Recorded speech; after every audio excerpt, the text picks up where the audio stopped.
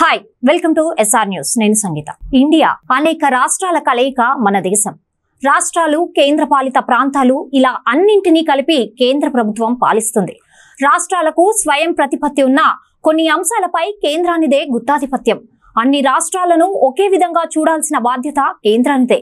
మరి కేంద్రం ఆ బాధ్యతను సరిగ్గా నిర్వహిస్తుందా? ముఖ్యంగా ఆర్థికపరమైన అంశాల్లో సరైన పద్ధతులను పాటిస్తుందా? ఉత్తర దక్షిణాది రాష్ట్రాల మధ్య అంతరాలను సృష్టిస్తుందా? Let's watch the story.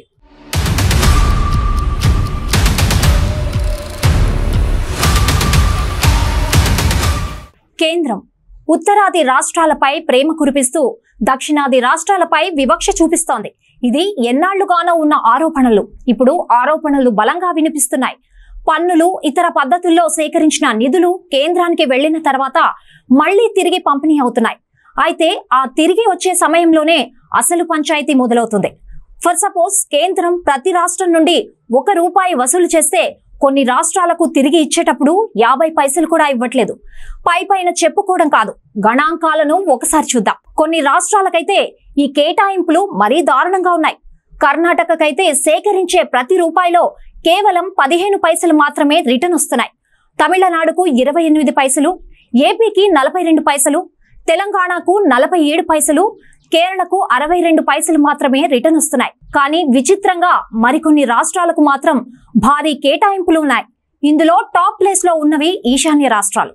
నిజానికి ఇది తప్పేం కాదు, ఎందుకంటే అక్కడ భౌగోళిక పరిస్థితులు, సరిహద్దు సమస్యల దృష్ట్యా ఈ కేటాయింపులు చేస్తున్నారు. దీన్ని అస్సలు తప్పే పరిస్థితే లేదు. కానీ కొన్ని ఉత్తరాది రాష్ట్రాలకు మాత్రం భారీ అంటే భారీ కేటాయింపులు చేస్తోంది కేంద్రం. రాజస్థాన్ కు సేకరించే ప్రతి రూపాయికి ₹1.20 కేటాయిస్తుంది.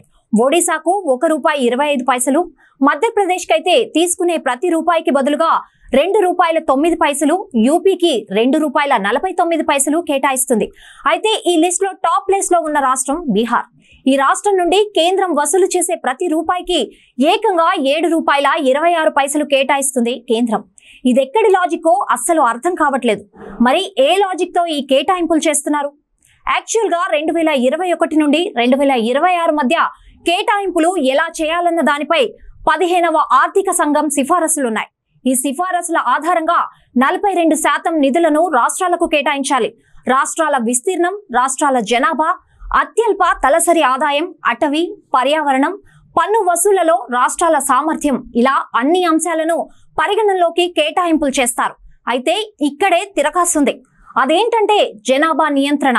అవును, దక్షిణాది రాష్ట్రాల్లో జనాభా పెరుగుదలకు సంబంధించిన చర్యలు సమర్థంగా తీసుకున్నారు. దీంతో దక్షిణాదిలో జనాభా తగ్గింది, కానీ ఉత్తరాదిలో జనాభా పెరుగుతూనే వచ్చింది.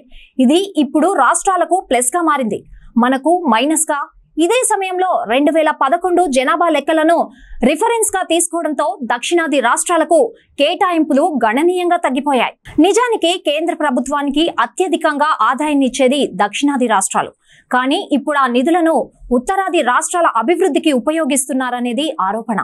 ఇదే విషయాన్ని ఫైనాన్స్ కమిషన్ ముందు ఉంచాయి దక్షిణాది రాష్ట్రాలు. దీంతో జనాభా నియంత్రణ చేసినందుకు తగిన ప్రోత్సాహకాలు ఇస్తామని హామీ ఇచ్చారు, అమలు కూడా చేశారు. కానీ ఓ తిరకాసు పెట్టారు. అదేంటంటే 1976కి బదులు 2011 నుండి ఈ లెక్కలను పరిగణనలోకి తీసుకోవాలనుకున్నారు. మరి జనాభా కంట్రోల్ అవ్వడం 1980, 90లో జరిగితే 2011 నుండి పరిగణనలోకి తీసుకోవడంతో మరోసారి నష్టపోయాయి దక్షిణాది రాష్ట్రాలు. సో మరేం చేసినా లబ్ధి మాత్రం ఉత్తరాది రాష్ట్రాలు పొందేలా ఉన్నాయి కేంద్రం చర్యలు. 10వ ఫైనాన్స్ కమిషన్, 15వ ఫైనాన్స్ కమిషన్ కేటాయింపులను కంపేర్ చేసుకుని చూస్తే దక్షిణాది రాష్ట్రాలకు కేటాయింపులు తగ్గాయి, ఉత్తరాది రాష్ట్రాలకు కేటాయింపులు పెరిగాయి. అంటే ఇలా నష్టపోయిన వాటిలో గుజరాత్, హర్యానా కూడా ఉన్నాయి. కానీ దక్షిణాది రాష్ట్రాలు అన్నీ ఉన్నాయి. మరి కేంద్రం ఏం చెబుతుంది?